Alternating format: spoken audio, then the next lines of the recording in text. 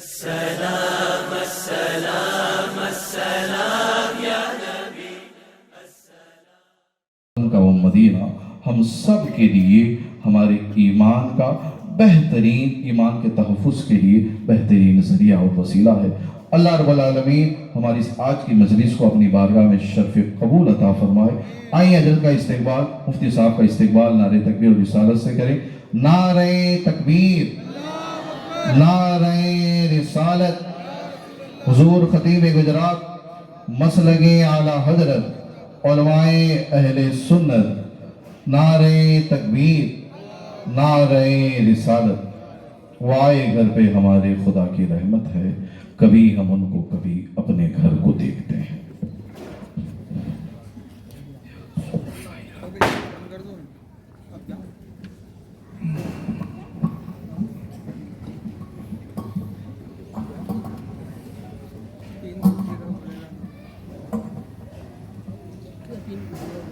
قابل صد احترام حضرات سادات اعظام، رونق اسٹیج علماء ذوی احترام، بالخصوص حضرت علامہ مولانا مفتی شہاب الدین صاحب قبلہ، حضرت مولانا اشرف اسماعیل صاحب، استاد القراء حضرت مولانا حافظ قاری عبدالرحیم صاحب قبلہ نظامی، حضرت مولانا حافظ حسیب رضا صاحب، قاری تجمل حسین صاحب، دیگر تشریف فرما تمام علماء کرام، سامعین کرام، خواتین اسلام، السلام علیکم ورحمۃ اللہ وبرکاتہ۔ الحمدللہ وکفا والصلاة والسلام علی محمد المصطفى وعلى آلہ واصحابہ الذین سعیدوا فی معارج الحق والہدى وخلفائے ساداتنا ابی بکر الصدیق الاکبر وعمر الفاروق العظم وعثمان ذی النورین واسد اللہ الغالب علی المرتضی وابنہ الامام حسن المجتبی وصبتہ الامام حسین الشہید دافع الکرب والبلاء وامہما سیدۃ النساء فاطمۃ الزہراء وابنہ عبد القادر سیدنا غوث الورا وسراج امت ابی حنیفۃ امام ائمۃ الہدی وإمام أهل سنته مجدد أعظم لدينه وشريعته سيدنا أحمد رضا وابن الشيخ المفتي العظم مصطفى رضا وابنه سيدي وسندي وذخري الشيخ المفتي أختر رضا وجميع أهل السنة وجماعة دائما أبدا أبدا. أما بعد فأعوذ بالله من الشيطان الرجيم. بسم الله الرحمن الرحيم. ومن يطع الله ورسوله فقد فاز فوزا عظيما. صدق الله مولانا العظيم. درود شریف پڑھیں. اللہم صلی علی سیدنا مولانا محمد معدن الجود والکرم وآلہ وصحبہ وبارک وسلم. آج مدرسے رضا الہی سے فارغ ہونے والے ایک طالب علم کی حفظ کی دستار کے لیے ہم اور آپ حاضر ہوئے. اللہ تعالی ہم سب کی حاضری کو قبول فرمائے. اس محفل کو دنیا و آخرت میں ہم سب کے لیے ذریعہ نجات بنائے. مولا کریم ہم سب کو قرآنی تعلیمات پر اور اسلامی تعلیمات پر عمل کر کے زندگی گزارنے کی توفیق عطا فرمائے.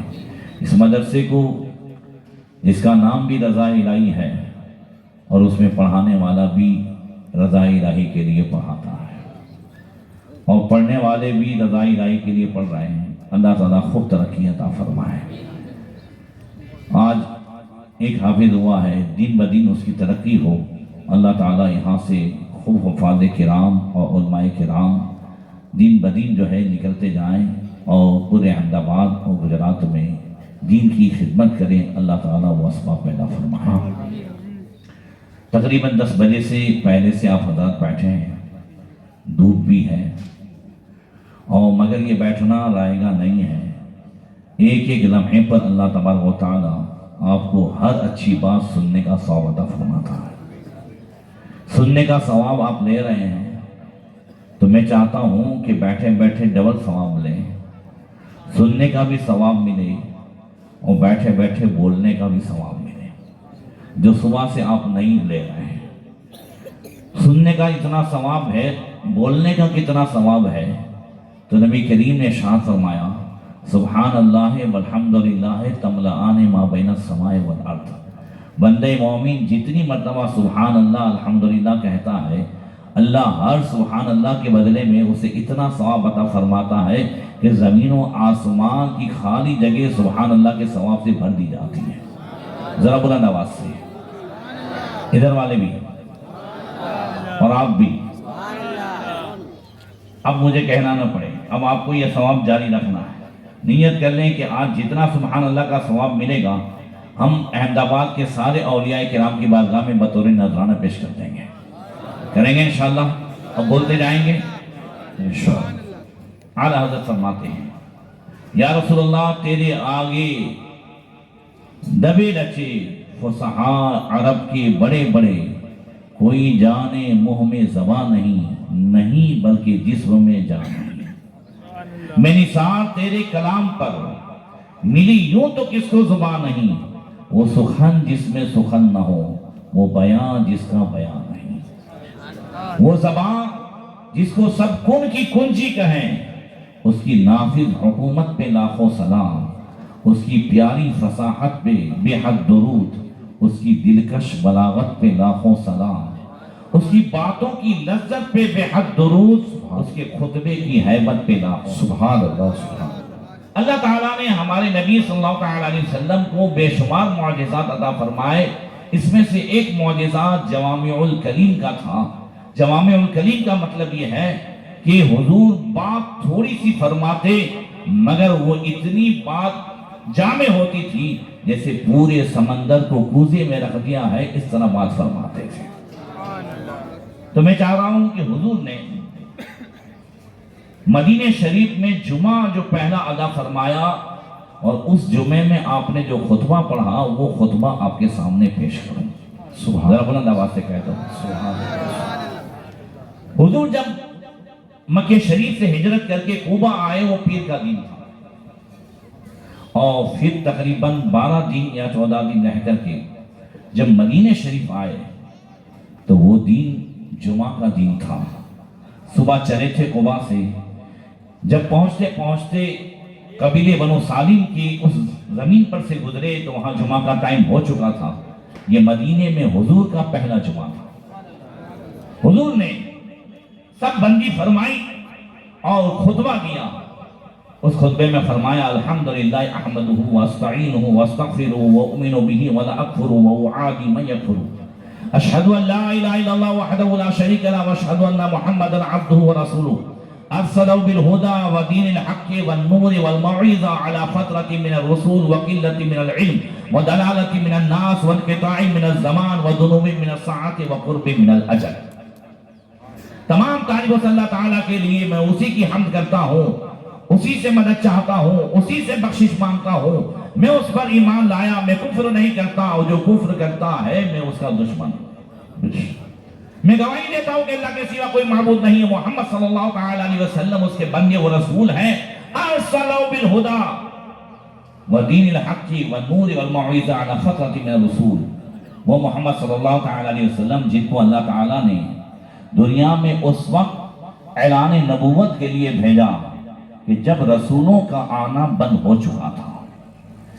ایک زمانے تک دنیا میں انبیاء اور رسولان نظام نہیں آئے، اور ہم اور آپ جانتے ہیں کہ ہر 100 سال میں دنیا کا نظام بدل جاتا ہے، خیالات بدل جاتے ہیں، عقائد میں تبدیلی آ جاتی ہے، ماحول میں تبدیلیاں ہو جاتی ہیں.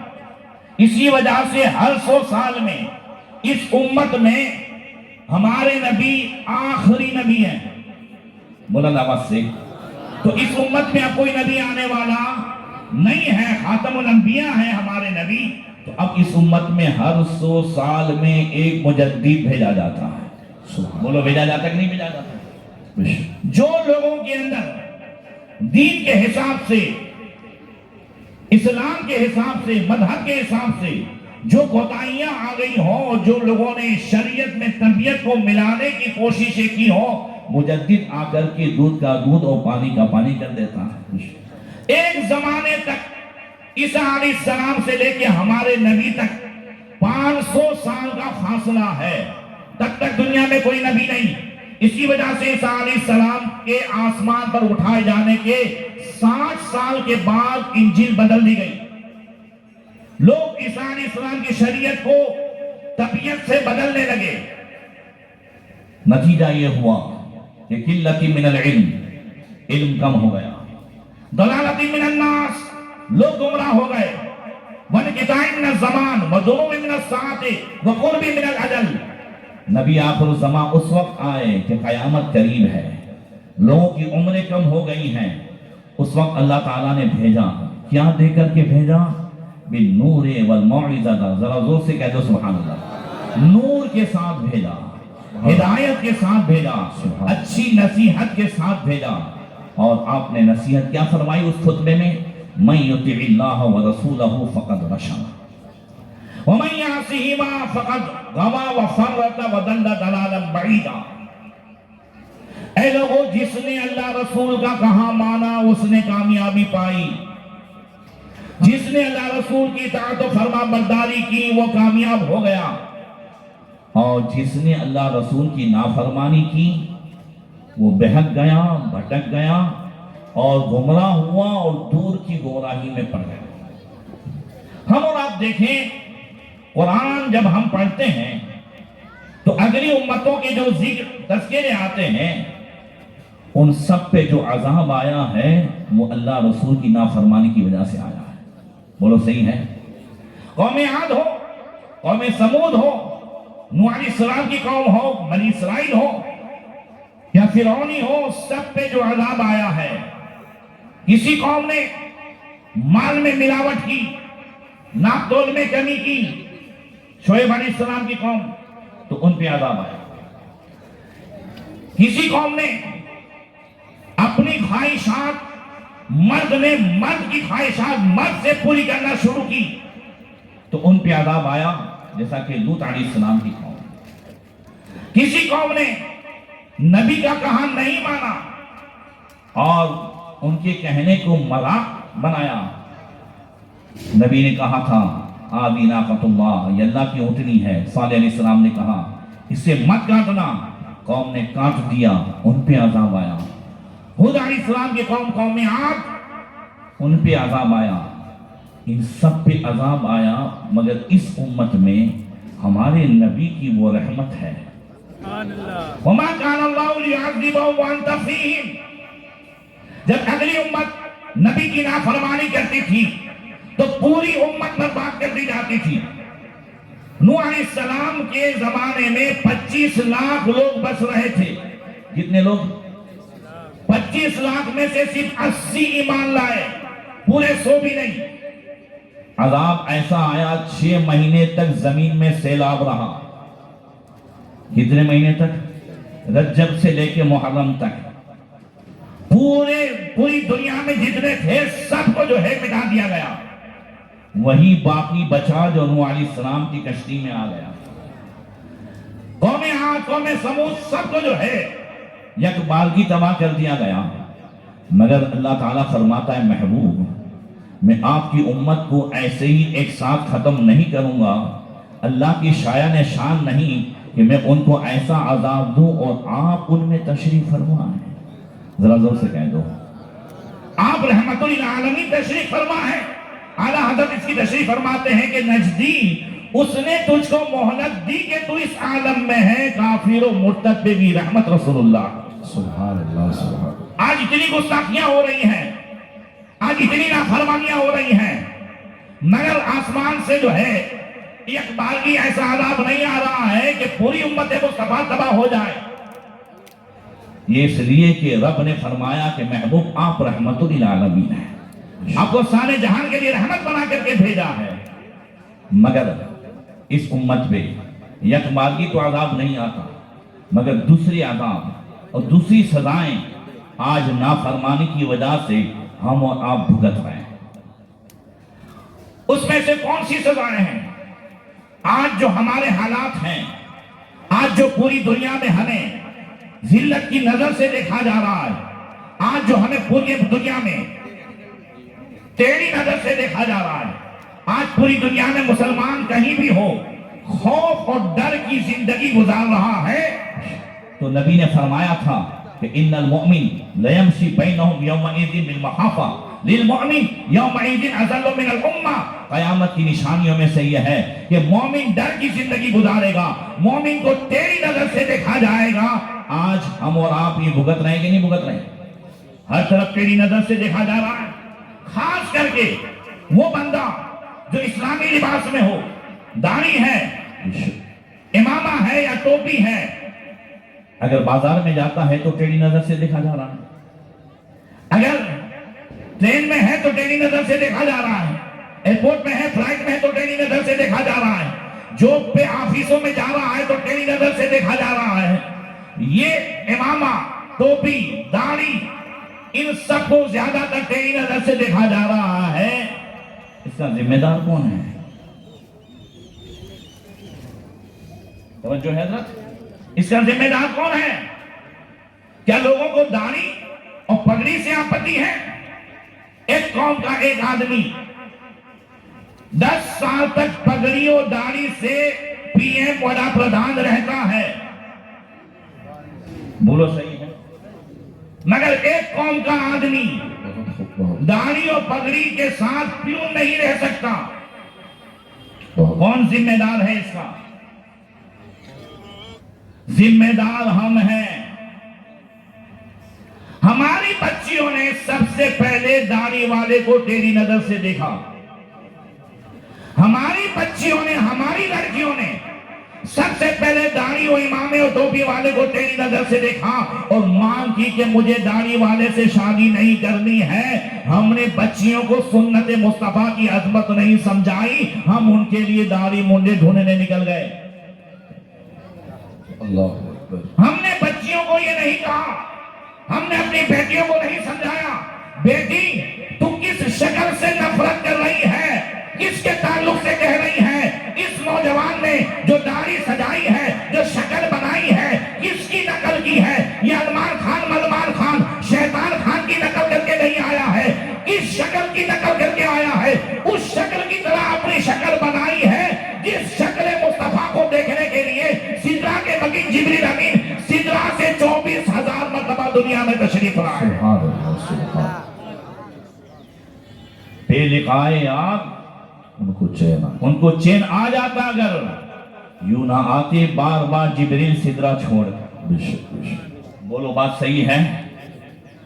اگر ہم سنت مصطفیٰ اور شعائر اسلام کی ہم قدر کرتے تو آج پوری دنیا میں ہمیں قدر کی نظر سے دیکھا جاتا. تیری نظر سے پہلے ہم نے دیکھنا شروع کیا ہے.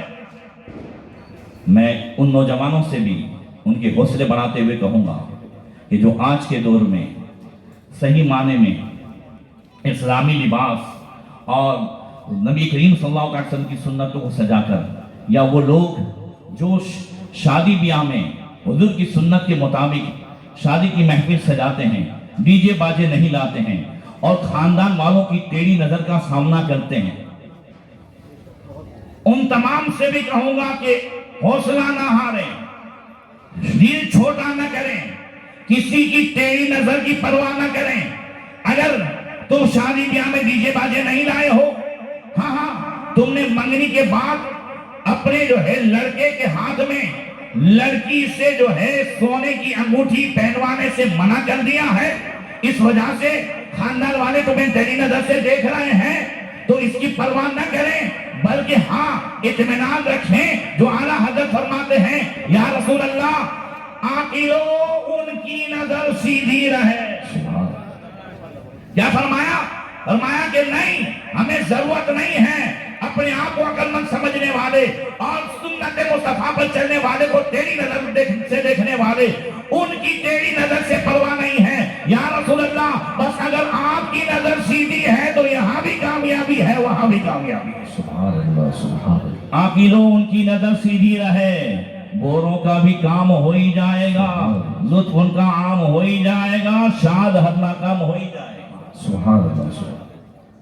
اور اطاعت و فرما برداری, اسی پر گفتگو کروں گا تھوڑی دیر کے لیے.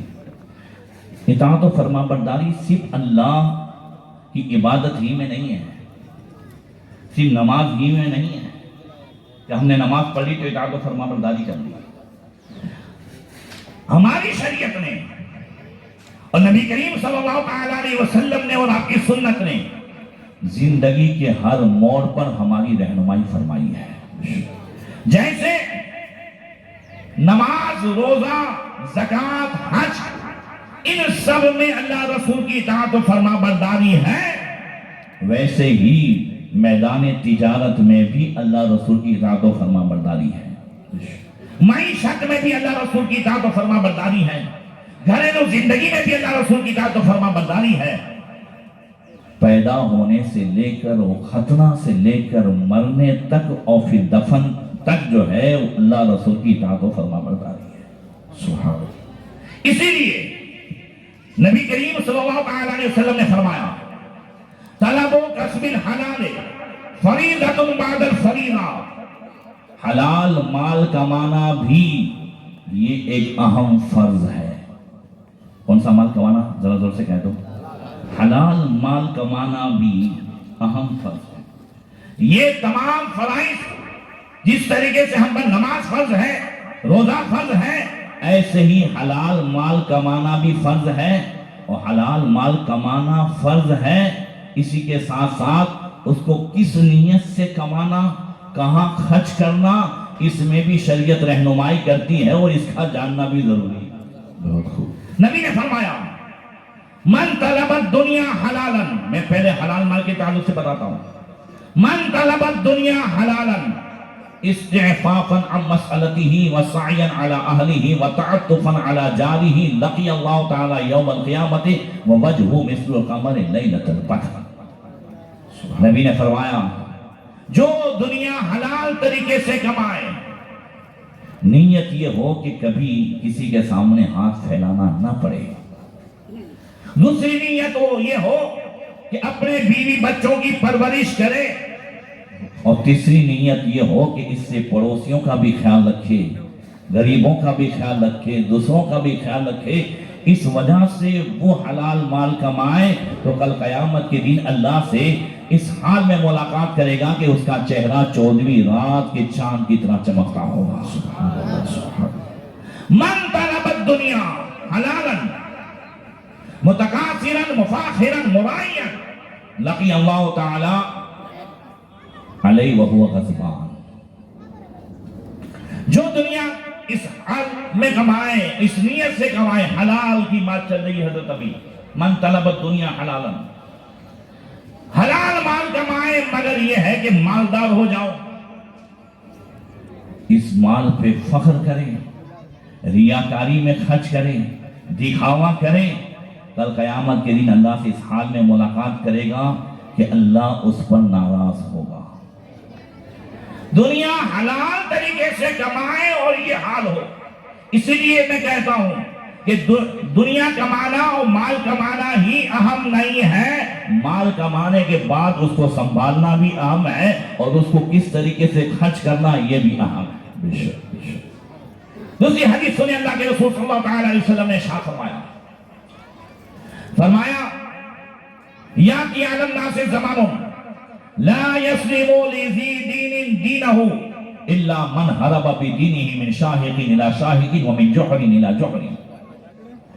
لوگوں پر ایک ایسا زمانہ آئے گا کہ کسی دین والے کا دین محفوظ نہیں رہے گا، مگر یہ ہے کہ وہ اپنے دین کی سلامتی کے لیے ایک جنگل سے دوسرے جنگل بھاگے گا اور ایک غار سے دوسرے غار بھاگے گا. فَإِذَا ذَلِكَ كَذَلِكَ، جب ایسا حال ہوگا تو لَمْ تُونَ لِلْمَعِيشَةُ إِلَّا بِسَخَطِ اللَّهِ، تب لوگوں کی کمائی جو ہوگی وہ اللہ کی ناراضگی بھری ہی کمائی ہوگی. اس وقت جو لوگوں کے پاس پیسے ہوں گے وہ حرام کمائے ہوئے یا حلال کما کر کے حرام میں خرچ کیے ہوئے، ایسے ہی ان کے حالات ہوں گے. فَإِذَا كَانَ الزَّمَانُ كَذَلِكَ، جب ایسا ہوگا تو کان ہلاک الرجول علی یدی زوجته وولده. فإن لم يكن له زوجة ولا ولد کان ہلاک الرجول علی یدی ابویہ. فإن لم يكن له ابوان کان ہلاک الرجول علی یدی جیران علی یدی قرابته او الجیران. حضور نے فرمایا جب ایسا ماحول ہوگا تب انسان کی ہلاکت اپنے بیوی بچوں کی وجہ سے ہوگی. توجہ ہے نا؟ اور سے سن رہے ہیں؟ اس کی وجہ سے ہوگی. انسان کی ہلاکت اپنے بیوی بچوں کی وجہ سے ہوگی. اور اگر بیوی بچے نہیں ہوئے یا بیوی بچے اچھے تھے, بیوی بچوں نے کبھی ان کو جو ہے کسی حرام میں خرچ نہیں کرنے دیا, تو انسان کی ہلاکت ماں باپ کی وجہ سے ہوگی. اور اگر ماں باپ ذریعہ نہیں بنے اس کی ہلاکت کا, تو انسان کی ہلاکت اس کے رشتہ داروں اور پڑوسیوں کی وجہ سے ہوگی. صحابہ نے عرض کی کیف کان ذالک یا رسول اللہ, یا رسول اللہ بیوی بچوں کی وجہ سے, ماں باپ کی وجہ سے, پڑوسیوں کی وجہ سے, رشتہ داروں کی وجہ سے انسان کی ہلاکت کیسے ہوگی؟ نبی نے فرمایا یعیرونہ بضیق المعیشۃ,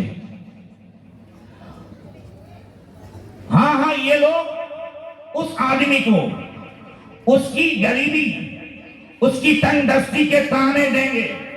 کبھی بیوی کہے گی کہ دیکھو آپ کا بھائی وہ کیا لایا ہے, دیکھو اس کے گھر میں کیا آیا ہے, دیکھو اس نے کس طریقے سے منگنی کی ہے, دیکھو اس نے کہاں شادی کی ہے, دیکھو اس نے کہاں رشتے کیے بچے کے, دیکھو وہ کیا لایا ہے, آج اس کے یہاں گاڑی آئی ہے, آج اس کے یہاں آیا ہے. وہ اپنے بیوی بچوں کو خوش کرنے کے لیے پھر کیا کرے گا؟ بیاج سے پیسے لائے گا. آیا نا بھائی, بات صحیح ہے؟ ہاں کبھی مرد کی خواہش نہیں ہوگی کہ وہ شادیوں میں ڈی جے والے لائے, تو کبھی بیوی مجبور کرے گی. کبھی گھر کا ماحول اچھا ہوگا تو پھر رشتہ دار مجبور کریں گے. رشتہ دار اگر اچھے ہوں گے تو دوست برادر مجبور کریں گے. ایک دوست کو میں سمجھا کر کے گیا تھا عمرے میں 2014 میں, مگر بعد میں جو ہے وہاں گیا تو پتا چلا کہ اس کو ڈی جے لانا پڑا. میں نے کہا بھائی کیوں لانا پڑا؟ بولے نانی نہیں مانی. اب جس کے تاکیے قبر میں ہے اس نانی نے شریعت کی بات نہیں مانی. توجہ ہے نا حضرت؟ یہ لطیفے نہیں ہیں, یہ حقیقت ہے. جو باتیں میں پیش کر رہا ہوں آج ہمارے ارد گرد ہے. یعیرونہ بضیق المعیشۃ, لوگ تنگ دستی کے طعنے دیں گے, آر دلائیں گے. فَإِنَّ ذَلِكَ, اس وقت وہ آدمی کیا کرے گا؟ یرید نفسہ الموارد التي تهلك فيها, پھر وہ جو ہے اپنے آپ کو ایسی جگہ پیش کر دے گا جس میں ہلاکت ہے. مطلب یہ ہے قرض لائے گا, قرض نہیں دے سکے گا, بیاج سے پیسہ لائے گا, یہ کرے گا. آج ختنہ میں رسم و رواج پورا کرنے کے لیے بیاج سے پیسے لائے جاتے ہیں. ختنہ کی محفلیں ہمارے یہاں, ختنہ سنت ہے کہ نہیں؟ پورا مجمع بولو. اس کی ادائیگی میں ثواب ہے کہ نہیں ہے؟ مگر جو ہمارے رسم و رواج ہیں وہ ثواب کہاں اور عذاب کہاں؟ 8 دن تک لوگوں کے یہاں 10 جگہ ہوتے ہیں ختنے میں, اور جوئے کی محفلیں چلتی ہیں حضرت. ایسے ہی شادیوں میں جوئے کی محفلیں, ڈی جے باجے الگ, جوئے الگ. میں کہتا ہوں نکاح سنت ہے, مگر ایک سنت کی ادائیگی کے لیے آپ اندازہ لگائیں کہ لڑکی کو دیکھنے کے بعد سے منگنی سے لے کے نکاح تک کتنے جرائم ہو رہے ہیں, اور کہاں کہاں تک اللہ اس کے رسول کی نافرمانی ہو رہی ہے. صرف آپ اندازہ لگائیں کہ منگنی ہوئی ہے, منگنی, اس منگنی میں لڑکا بیٹھا ہے لڑکی کے بغل میں. اب وہ لڑکی ہاتھ پکڑ کر کے اس کو سونے کی انگوٹھی پہنا رہی ہے. پہلے ہاتھ پکڑنا حرام, گنتے جائیے گا. پھر سونے کی انگوٹھی پہنانا یہ حرام. پھر دونوں کا سر محفل سب کے بیچ میں بیٹھنا یہ حرام. ایک گناہ چھپ کے ہوتا ہے, ایک علل اعلان ہوتا ہے. پھر اس کے بعد اس کی ویڈیوگرافی بنا کر کے سب کو دکھانا یہ اور حرام. توجہ ہے نا؟ پھر آپ اندازہ لگائیں ہمارے اس میں, ہم بھی سنتے ہیں آپ بھی سنتے ہیں, اور صحابہ کے عشق رسول کا اندازہ لگائیں. برسوں سے کہا جاتا ہے مرد کے لیے سونا پہننا حرام ہے کہ نہیں؟ مرد کے لیے سونا حرام ہے, مگر آج ہمارا عشق رسول دیکھیں اور صحابہ کا عشق رسول دیکھیں. کہتے ہیں حضرت عبداللہ بن عمر کے ان رسول اللہ صلی اللہ تعالی علیہ وسلم رأى خاتما من ذهب في يد رجل فنزعه وطرحه.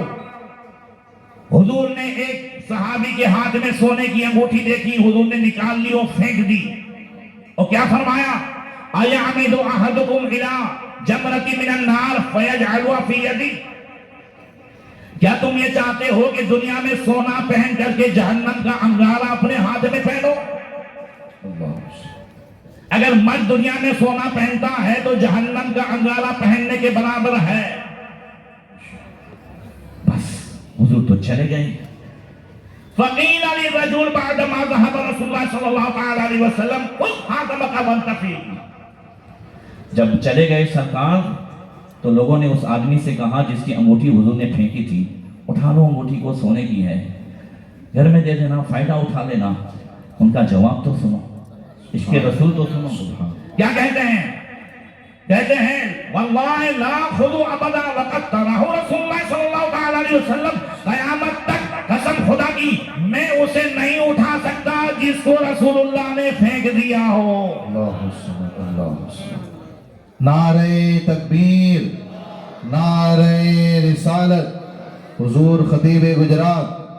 سبحان اللہ سبحان. آج اتنی برائیاں منگنی سے لے کر نکاح تک ہو رہی ہے. دونوں کا باتیں کرنا حرام، دونوں کا ساتھ میں گھومنا حرام. اللہ اس کے رسول کی نافرمانی کی وجہ سے آج سماج میں اتنی سمسیا آ رہی ہے کہ اکثر مجھے فون آتے ہیں کہ منگنی ہوئی تھی، دونوں ملتے تھے اور لڑکی پریگننٹ ہو گئی ہے، اب کیا کریں؟ ساری سمسیایں تعلیم مصطفیٰ چھوڑنے کی وجہ سے ہیں، اور ہر سمسیا کا حل مصطفیٰ کی تعلیم میں ہے. سبحان اللہ سبحان اللہ. بچیوں کا پریگننٹ ہو جانا اور پھر ہمارے بھائیوں کا طلاق دے کر کے بغیر حلالے کے عورتوں کو بکھا دینا، یہ آج ہم پر سب سے بڑا عذاب ہے. اللہ کے رسول صلی اللہ علیہ وسلم نے فرمایا لا تزال امتی علی خیر ما لم یفش فیہ ولد الزنا. فرمایا سن لو میری امت، یہ اچھے نبی کا فرمان ہے. کہہ دو سبحان اللہ. اچھے نبی فرماتے ہیں میری امت ہمیشہ اچھائی پر رہے گی، ان کے دن ہمیشہ اچھے رہیں گے. آج ہم چاہتے ہیں نا کہ اسلام کے دن پھر اچھے آ جائیں، مسلمانوں کے دن پھر اچھے آ جائیں.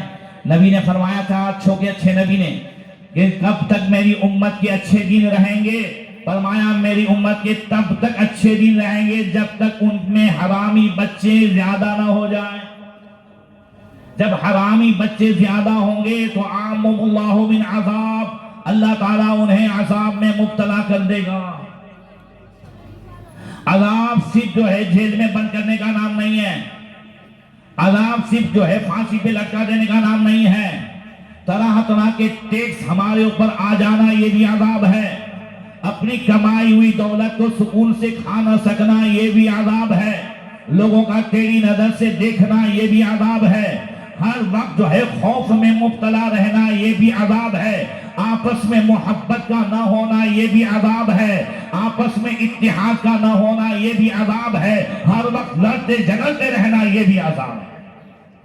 عذاب ایک طرح کا نہیں ہے. عامهم اللہ من عذاب، اللہ انہیں ہر طرح کے عذاب میں مبتلا کر دے گا جب میری امت میں حرامی بچے زیادہ ہوں گے. حرامی بچے ایک تو جو ہے یہ منگنی اور نگاہ کے درمیان، اور ایک جو اللہ کے رسول صلی اللہ علیہ وسلم نے فرمایا اِنَّ مِنْ عَالَمِ السَّاعَةِ وَأَشْرَاطِهَا أَنْ يُكْثَرَ أَوْلَادُ الزَّانِي. قیامت کی نشانیوں میں سے یہ ہے کہ حرامی بچے زیادہ ہوں گے. اور سعدی نے عبداللہ بن مسعود سے پوچھا والمسلمون، کیا تم مسلمانوں کی بات کرتے ہو؟ کہا نعم مسلمانوں کی بات کرتا ہوں. والقرآن بین ظہرانہم، حضرت سعدی کہتے ہیں قرآن ان کے سامنے ہوگا، پھر حرامی بچے کیسے ہوں گے؟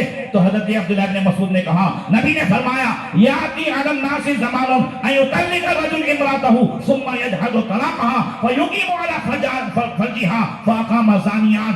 کہتے ہیں نبی نے ارشاد فرمایا لوگوں پر ایسا زمانہ آئے گا کہ آدمی اپنی بیوی کو طلاق دے دے گا اور پھر طلاق سے مکر جائے گا، انکار کر دے گا، بہانے بنائے گا، بغیر حلالے کے دونوں رہیں گے، حرام کاری ہوگی اور حرامی بچے پیدا ہوں گے۔ اسی لیے قرآن صرف قرآن خانی کے لیے نہیں ہے۔ کیا کہا ہوتا ہے شادی کو تعجب کیوں ہوا کہ امت مصطفیٰ میں حرامی بچے کیسے، مسلمانوں میں حرامی بچے کیسے؟ والقرآن بین ظہرانہم، قرآن نے تو طلاق کا طریقہ سکھایا ہے۔ اگر قرآن کے طریقے کے مطابق طلاق دی جائے کبھی حلالے کی نوبت نہیں آئے گی، کبھی حلالے کی نوبت نہیں آئے گی۔ میں آپ کو ہر مرتبہ بتاتا ہوں الطلاق مرتان فإمساک بمعروف أو تسریح بإحسان۔ پورا مجمع مجھے بتائیں طلاق کا حق عورتوں کو ہے یا آپ کو ہے؟ مردوں کو ہے یا عورتوں کو ہے؟ بغیر ڈرے بتاؤ یار، بغیر ڈرے بتاؤ، میں بیٹھا ہوں، کچھ نہیں ہوگا آپ کو، زور سے بولو۔ مردوں کو ہے نا؟ کون سے بارے میں ہے؟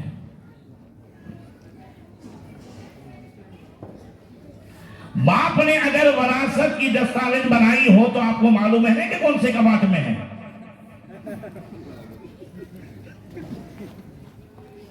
اگر اختیار نامہ مختیار نامہ ہو تو ہم دفن تک کا انتظار نہیں کرتے،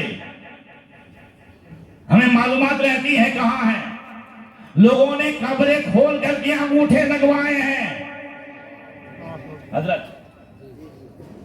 یہ ویڈیو موجود ہے، قبریں کھول کھول کے انگوٹھے لگوائے۔ مگر اس قوم کو اللہ نے اتنا بڑا پاور دیا ہے، اس کا طریقہ بھی بتایا ہے، نہیں معلوم۔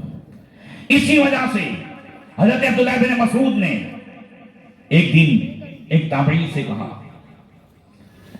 صحابہ کا زمانہ، تابعین کا زمانہ یہ خیر القرون کا زمانہ ہے۔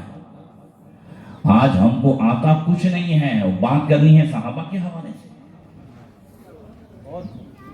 بات کرنی ہے اچھوں کے حوالے سے، جن کے تعلق سے نبی نے فرمایا لا تسبوا اصحابی، میرے صحابہ کو گالی مت دینا۔ اوقات بتائیے ہماری اوقات، لو ان احدکم مثل احد ذهبا ما بلغ مدہ نصیبہ ولا نصیفی۔ فرمایا سن لو، اگر تم میں سے کوئی ایک احد پہاڑ کے برابر سونا خرچ کرے اللہ کی راہ میں، اور میرے صحابہ میں سے کوئی اگر آدھا جو سیر یا ایک جو ہے جو سیر جو ہے وہ اگر خرچ کرے تو مصطفیٰ فرماتے ہیں تم احد پہاڑ کے برابر سونا خرچ کر کے بھی میرے صحابہ کے آدھے سیر کے برابر ثواب میں نہیں پہنچ سکتے۔ سبحان اللہ سے کہہ دو، یہ ہماری اوقات بتائی ہے نبی نے۔ تم سونا احد پہاڑ کے برابر سونا خرچ کر دو، اور میرا صحابی اگر آدھا سیر جو خرچ کرے تو تم ثواب میں برابر نہیں ہو سکتے۔ کیا منہ کر کے جو ہے بات کر رہے ہو؟ اور اگر لوگ چاہتے ہیں کہ سنیوں میں اور سب میں اتحاد ہو جائے تو اتحاد کا طریقہ نبی نے بتایا ہے۔ کیا فرمایا؟ فرمایا لا تذکروا مساوی اصحابی فتختلف علیکم قلوبکم۔ فرمایا تم میرے صحابہ کی برائیوں کو ذکر مت کرو، اس سے تم آپس میں مختلف ہو جاؤ گے، پھوٹ پڑ جائے گی، جدا جدا ہو جاؤ گے۔ وَاذْكُرُوا مَحَاسِنَ أَصْحَابِي فَتَعْتَلِفَ عَلَيْهِمْ قُلُوبُكُمْ۔ ہاں ہاں میرے صحابہ کی اچھائیوں کو ذکر کرو، اللہ تعالیٰ تمہارے دلوں کو ملا دے گا۔ سبحان اللہ، نعرہ تکبیر، نعرہ رسالت، سبحان اللہ۔ تو حضرت عبداللہ بن مسعود صحابہ اور تابعین کے زمانے کا ذکر کرتے ہوئے تابعین سے کہتے ہیں إِنَّكَ فِي زَمَانٍ كَثِيرٌ فُقَهَاءُ قَلِيلٌ قُرَّاءُ تضيع عليه حدود القرآن، تحفظ عليه حدود القرآن وتضيع حروفه، قليل من يسأل كثير من يعطي، يطيلون في الصلاة ويكثرون الخطبة ويبدون أعمالهم قبل أهوائهم۔ سنو تم ایسے زمانے میں ہو نا، صحابہ کا زمانہ جس میں قرآن سمجھنے والے زیادہ ہیں، فقیہ زیادہ ہیں، فقہاء علماء زیادہ ہیں، قرآن کے حفاظ اتنے نہیں ہیں، قرآن خوانی کرنے والے زیادہ نہیں ہیں، قرآن کو حروف سے پڑھنے والے زیادہ نہیں ہیں، قرآن کو سمجھنے والے زیادہ ہیں، اور قرآن کے احکام پر عمل کرنے والے زیادہ ہیں، اس کو پڑھنے والے کم ہیں۔ اس زمانے کے مقابلے میں بات کر رہے تھے کہ قرآن کے صرف پڑھنے والے نہیں ہیں بلکہ اس کے احکام پر عمل کرنے والے بھی ہیں۔ جب سمجھتے تھے تو عمل کرتے تھے۔ سبحان قلیل من یؤتی قلیل من یسأل کثیر من یؤتی۔ ہاں تم اس زمانے میں ہو جس میں مانگنے والے کم ہیں اور دینے والے زیادہ ہیں۔ سبحان اللہ سبحان یطیلون فی الصلاۃ ویکثرون الخطبہ۔ تم اس زمانے میں ہو جس میں نماز لمبی لمبی پڑھی جاتی ہے اور تقریریں شورٹ ہوتی ہیں۔ کیا بات ہے، خطبے شورٹ، تقریریں مختصر، نماز لمبی لمبی۔ یہ صحابہ کا زمانہ، تابعین کا زمانہ۔ وَيُوَدُّونَ أَعْمَالَهُمْ قَبْلَ أَهْوَائِهِمْ۔ تم ایسے زمانے میں ہو کہ جس میں طبیعت کو نہیں شریعت کو مقدم رکھا جاتا ہے، اعمال کو مقدم کیا جاتا ہے، نفسانی خواہشات کو چھوڑ دیا جاتا ہے۔ سَيَأْتِي عَلَى النَّاسِ زَمَانٌ كَثِيرٌ الْقُرَّاءُ قَلِيلٌ الْفُقَهَاءُ تُضَيِّعُ حُدُودَ الْقُرْآنِ وَتُحْفَظُ فِي حُرُفُهُ۔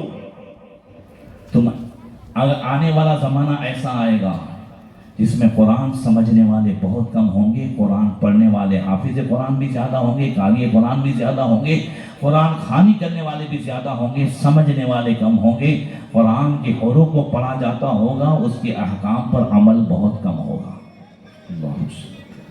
پھر کیا ہوگا؟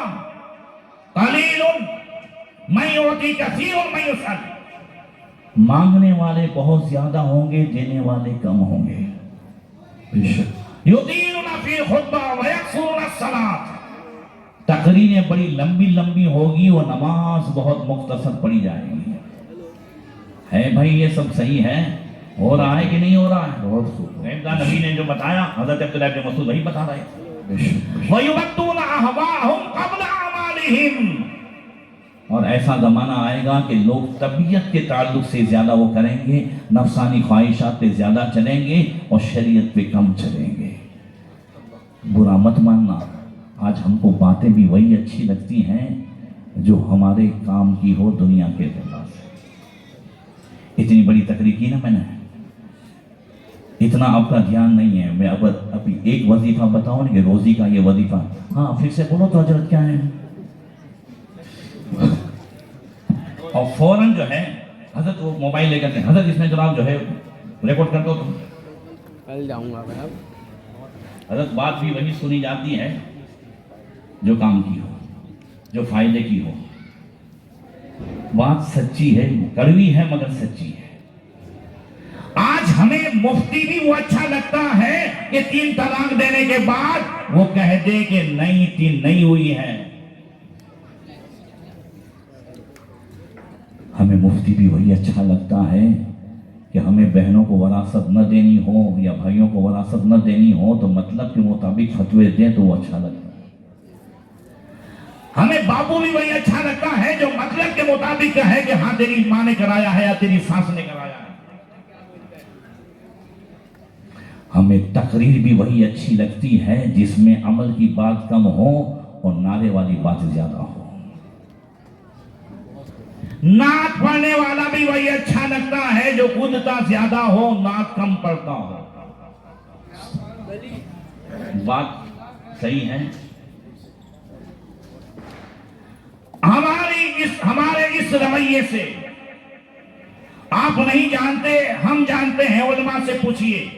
قوم نے جو آج اسٹیج کا رویہ رکھا ہے اور جو نعت خوانوں کو جس انداز سے نوازا جا رہا ہے، آج اچھے عالم ہمیں نہیں مل رہے ہیں، اب امام نہیں مل رہے ہیں، اب جو ہے مدرسے میں اچھے مدرس نہیں مل رہے ہیں۔ آج آواز جس کی اچھی ہوتی ہے پڑھنے میں کم دھیان دیتا ہے اور نوٹ پہ زیادہ دھیان دیتا ہے۔ یہ سب قوم کے رویے کی وجہ سے ہوا ہے۔ جو امام پورا مہینہ آپ کے ساتھ جو ہے آپ کی نماز پڑھائیں، آپ کی نماز جنازہ پڑھائیں، آپ کے جو ہے بچوں کو پڑھائیں، اسے ہم 10-15 ہزار دیں، اور نعت شریف پڑھنے والے تقریر والے کو ہم 20-25 ہزار اور 50 ہزار دیں، اس قوم میں اچھے عالم نہیں ہوں گے، گویے ہی پیدا ہوں گے۔ اس لیے اگر ہم اپنے مدارس، اپنے دارالعلوم جامعات کو اگر ہم اچھا بنانا چاہتے ہیں تو مکتب کو ہم مضبوط کریں، پڑھائی پہ دھیان دیں، اور اپنے اماموں کو ہم ہر طرح سے سپورٹ کریں، بچوں کو بھیج کر بھی سپورٹ کریں، ہم فائنانشلی اعتبار سے بھی سپورٹ کریں، ہم اسے آگے بڑھائیں۔ یہ وہ ہیں، ہماری طرح ایک دن آ کر کے چلا نہیں جانے والا ہے، امام ہر وقت آپ کے ساتھ ہیں۔ ان کی باتیں سنیں، اگر ہم عبرت سے سنیں تو جمعہ میں بتائی ہوئی ایک بات بھی زندگی کو بدل دینے کے لیے کافی ہے۔ نعرہ تکبیر، نعرہ رسالت، خلیفہ حضور تاج الشریعہ مسلک اعلیٰ حضرت زندہ باد، زندہ باد۔ اسی لیے آج سماج کے اندر اور ہمارے اندر جتنے بھی جو ہے سزائیں، عذابات جو کچھ بھی ہیں، وہ حقیقت میں ہماری کمائی کا نتیجہ ہے۔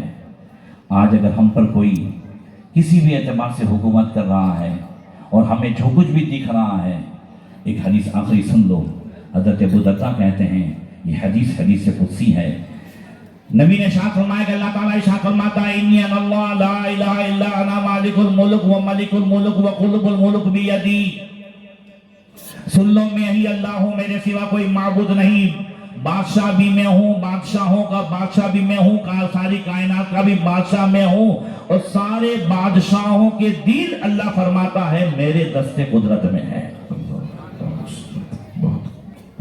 اِنَّ الْعِبَادِ اِذَا عَطَاعُنِي حَوَّلْتُ قُلُوبَ مُلُوكِهِمْ بِالرَّأْفَةِ وَالرَّحْمَةِ، جب میرے بندے میرا کہا مانتے ہیں، میرے محبوب کا کہا مانتے ہیں، میں ان بادشاہوں کے دلوں کو لوگوں کے لیے رحم دل بنا دیتا ہوں، وہ ان پر ٹیکس بھی کم لگاتے ہیں، ان پر رحم کرتے ہیں، اور اچھی انداز سے ان کے ساتھ پیش آتے ہیں۔ وَإِنَّ الْعِبَادِ اِذَا عَصَوْنِي حَوَّلْتُ قُلُوبَ مُلُوكِهِمْ بِالسَّخْطِ وَالنَّقْمَةِ، اور جب میرے بندے میری نافرمانی کرتے ہیں، قرآن پہ نہیں چلتے، حدیث پہ نہیں چلتے، اپنی منمانی کرتے ہیں، تو پھر میں ان کے دلوں کو سخت کر دیتا ہوں، بادشاہوں کے دلوں کو سخت کرتا ہوں۔ فَشَامُهُمْ سُوءَ الْعَذَابِ، وہ طرح طرح کے عذاب دیتے ہیں۔ اب اللہ تعالیٰ کیا فرماتا ہے؟ لَا تَشْغُلُوا أَنفُسَهُمْ بِالدُّعَاءِ عَلَى الْمُلُوكِ، جب تم دیکھو کہ طرح طرح کی سزائیں مل رہی ہیں، عذاب ہو رہے ہیں، ٹیکس ہو رہے ہیں، تمہیں ٹیڑھی نظر سے دیکھا جا رہا ہے، تمہاری جو ہے مسجدیں، خانقاہیں، مدرسے سب گرائے جا رہے ہیں، اللہ فرماتا ہے ایسے موقع پر بادشاہوں کے خلاف بد دعا کر کے ٹائم ویسٹ مت کرو۔ کیا فرمایا؟ حاکموں کے خلاف بد دعا کر کے ٹائم ویسٹ مت کرو۔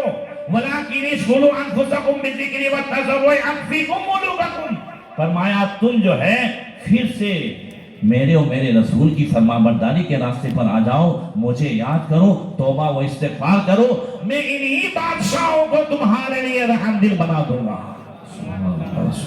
کیا آپ نے نہیں دیکھا حضرت منگولوں نے کس طرح ظلم کیا؟ مسلمانوں کے جو ہے سروں کے مینار بنائے، مگر اسی کی اولاد کو اسلام کی توفیق ملی۔ تاتاریوں نے جو ہے مسلمانوں پہ ظلم کیے، مگر اسی کی اولاد کو جب مسلمانوں نے توبہ میں استغفار کیا، مسلمان پھر سے راستے پہ آ گئے، تو اللہ تعالیٰ نے اسی کی اولاد کو اسلام کی توفیق عطا فرمائی، اور اسی کے ذریعے سے اسلام پھیلا۔ تو آج کے اس دور میں بھی ہمیں توبہ و استغفار کی ضرورت ہے، گناہوں سے بچنے کی ضرورت ہے، اور ہمیں اپنے دشمنوں کے تمام تر جتنے سازشیں ہیں، طور طریقے ہیں، اس کو سمجھنے کی ضرورت ہے۔ ہماری معیشت ہو، ہمارا انداز ہو، آج ہم دیکھنے کی ضرورت ہے، ہر چیز کا مدار صحیح لقمے پر ہے۔ ہم کیا کما رہے ہیں، ہم اپنے بچوں کو کیا کھلا رہے ہیں، اس پر اصل معاملہ ہے۔ ان اللہ طیب لا یقبل الا طیبا، اللہ پاک ہے اور پاکیزہ ہی کو پسند کرتا ہے۔ اللہ روزی بھی پاک پسند فرماتا ہے، اللہ جو ہے تو تمہاری عبادت بھی پاک پسند فرماتا ہے، تمہارا جسم بھی پاک پسند فرماتا ہے، تمہاری نیتوں کو بھی پاک پسند فرماتا ہے۔ ان اللہ امر المؤمنین بما امر بہ المرسلین. اللہ کے رسول فرماتے ہیں سوچو تو صحیح اے مومنوں، اللہ نے مومنوں کو کس بات کا حکم دیا؟ فرمایا جو رسولوں کو حکم دیا وہ مومنوں کو حکم دیا. رسولوں کو کیا حکم دیا؟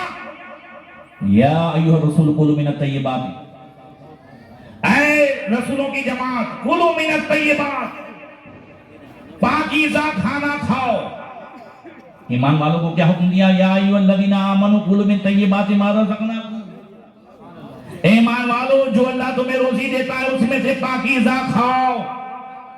ثم ذکر الرجل یطیل السفر اشعث واغبر یمد یدیہ الی السماء یا رب یا رب ومطعمہ حرام وملبسہ حرام.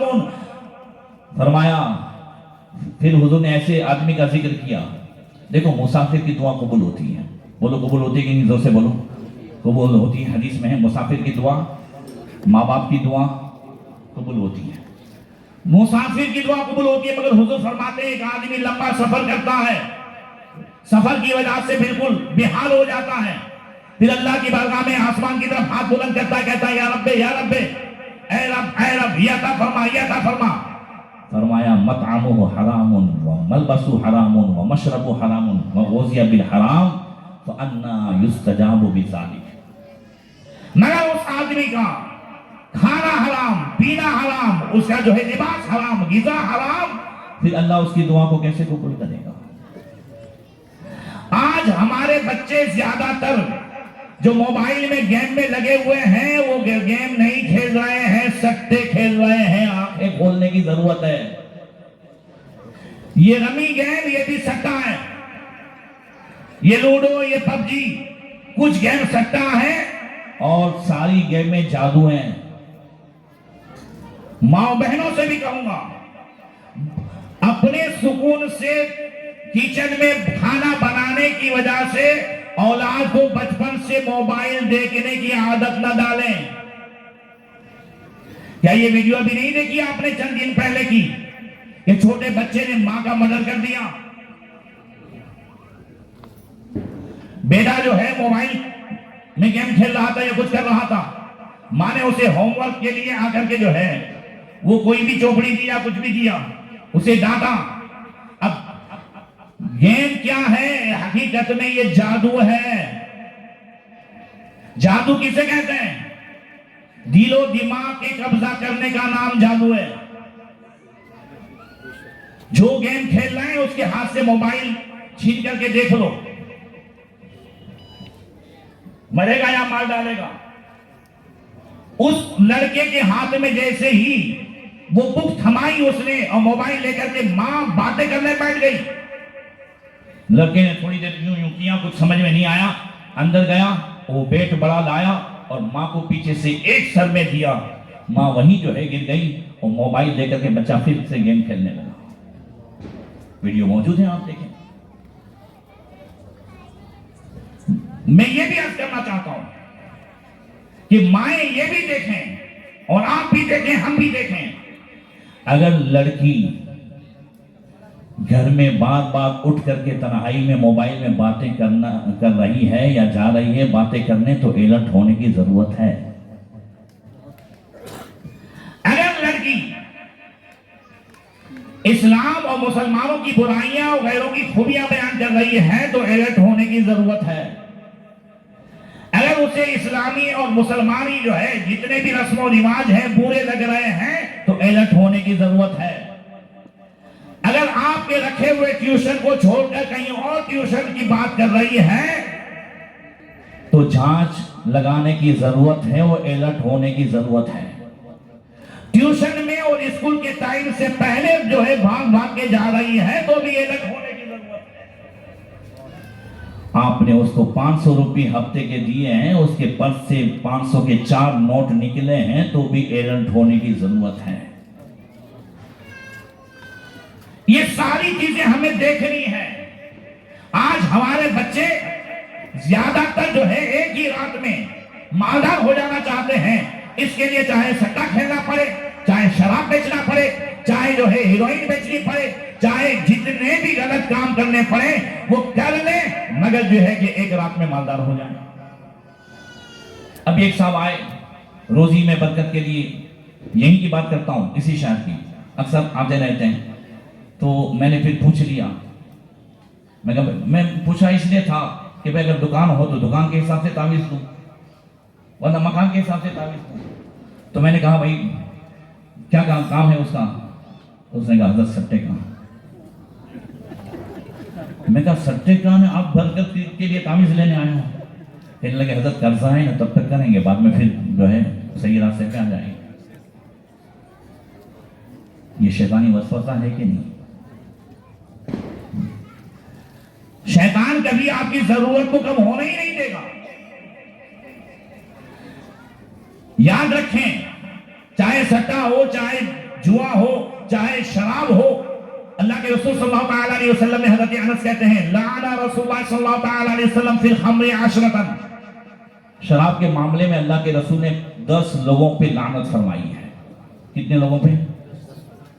عاصرها ومعتصرها والمعصرة لها، شراب نچوڑنے والے پر بھی لعنت فرمائی، جس نے نچوڑنے کا کہا ہے اس پر بھی لعنت فرمائی، جس کے لیے نچوڑی جا رہی ہے اس پر بھی لعنت فرمائی، والحاملها والمحمولة لها، شراب لے جانے والے پر بھی لعنت فرمائی، شراب جس کے لیے لی جا رہی ہے، پہنچائی جا رہی ہے، اس پر بھی لعنت فرمائی، وبائعها والمبتاع لها، شراب بیچنے والے پر بھی لعنت فرمائی اور خریدنے والے پر بھی لعنت فرمائی، والساقی والمسقط لها، پینے والے پر بھی لعنت فرمائی اور جو ہے پلانے والے پر بھی لعنت فرمائی۔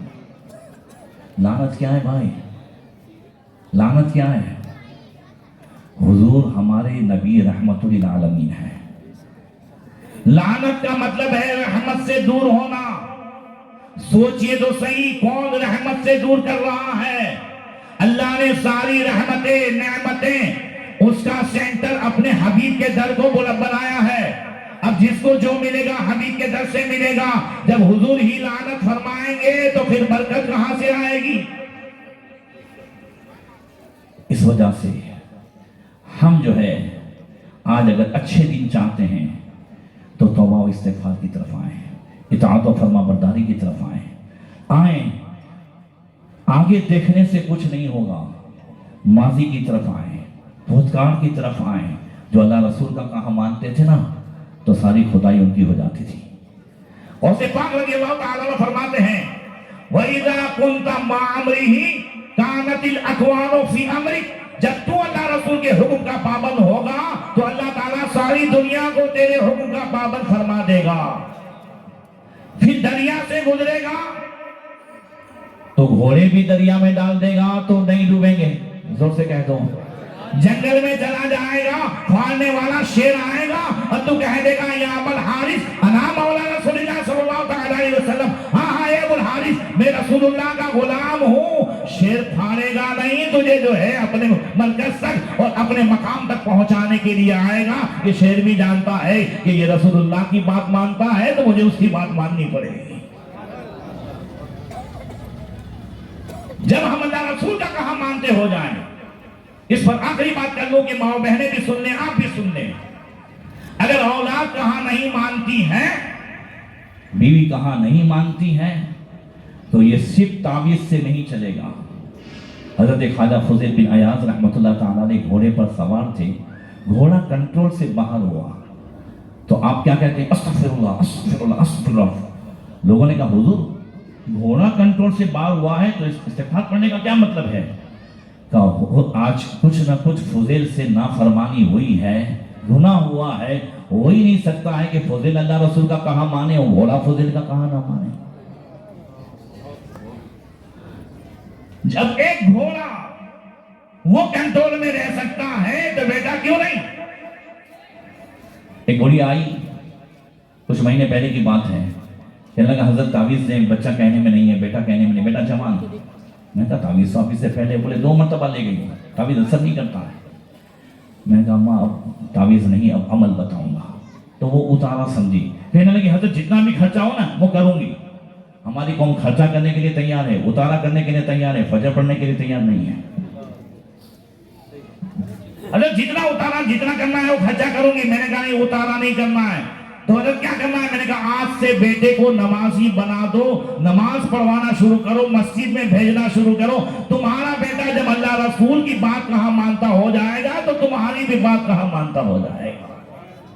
یہ وہ علاج ہے جو ہمیں کرنے اور کرانے کی ضرورت ہے۔ اللہ تعالیٰ اس مدرسے کو خوب ترقی عطا فرمائے، جو کچھ کہا اس پر عمل کرنے کی توفیق عطا فرمائے۔ السلام علیکم ورحمۃ اللہ۔